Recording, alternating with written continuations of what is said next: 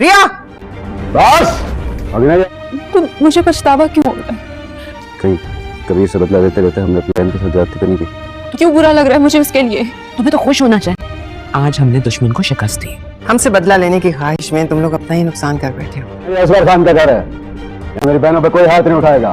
तुम सारी जिंदगी तलाक याफ्ता का लेबल लिए घर में बैठी रही। किस्मत की लकीर है तो क्या, आप तो रिया की नियत तक नहीं बदल पाए।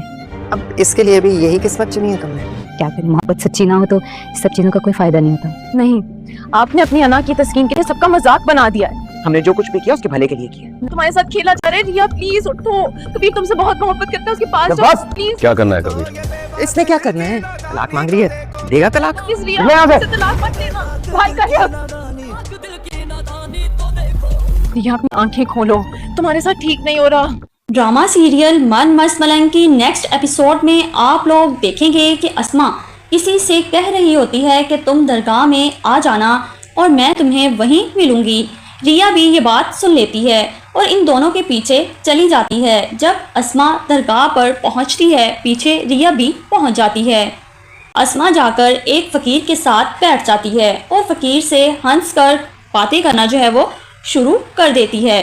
तो रिया देखकर बहुत ज़्यादा हैरान होती है और वो हैरानी में कबीर को कॉल करती है और कबीर से कहती है कि मैंने तुम्हें एक सच दिखाना है, तुम जल्दी से दरगाह में आ जाओ। कबीर अपनी गाड़ी में बैठकर दरगाह पहुंच जाता है। कबीर और रिया दोनों एक जगह पर आ जाते हैं और रिया कबीर से कहती है ये देखो ये दोनों क्या कर रहे हैं।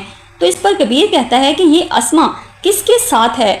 यही वो बंदा है जिसने मेरे ऊपर हमला करवाया था, क्योंकि जिसने मेरे ऊपर हमला करवाया था उसने भी यही चादर पहनी हुई थी। तो इस पर रिया कहती है कि आप सही कह रहे हैं और कबीर कहता है कि तुम्हें किडनैप भी इस बंदे ने ही करवाया था जिसने चादर ओढ़ी हुई है।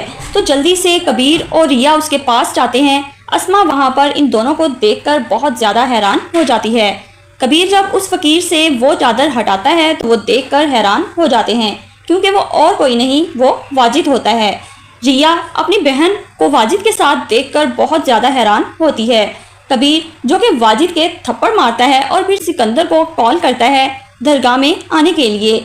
सिकंदर भी जब दरगाह पहुंचता है तो वो भी वाजिद और अस्मा को एक साथ देखकर हैरान रह जाता है।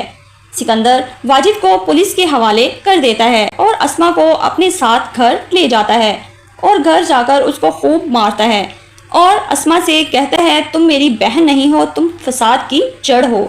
हमारी और कबीर की फैमिली के दरमियान जितनी भी दुश्मनी हुई है वो सिर्फ और सिर्फ तुम्हारी और वाजिद की वजह से हुई है, और फिर इसके साथ साथ तुमने मुबीन को भी धोखा दिया उस वाजिद की खातिर। इस तरह से अस्मा और वाजिद का सच जो है वो सबके सामने आ जाता है और फिर अस्मा पर कोई भी भरोसा नहीं करता।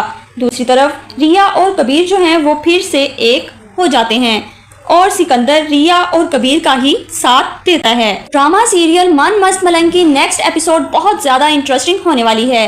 मज़ीद इस तरह की वीडियोस देखने के लिए मेरे चैनल को लाइक और सब्सक्राइब करें।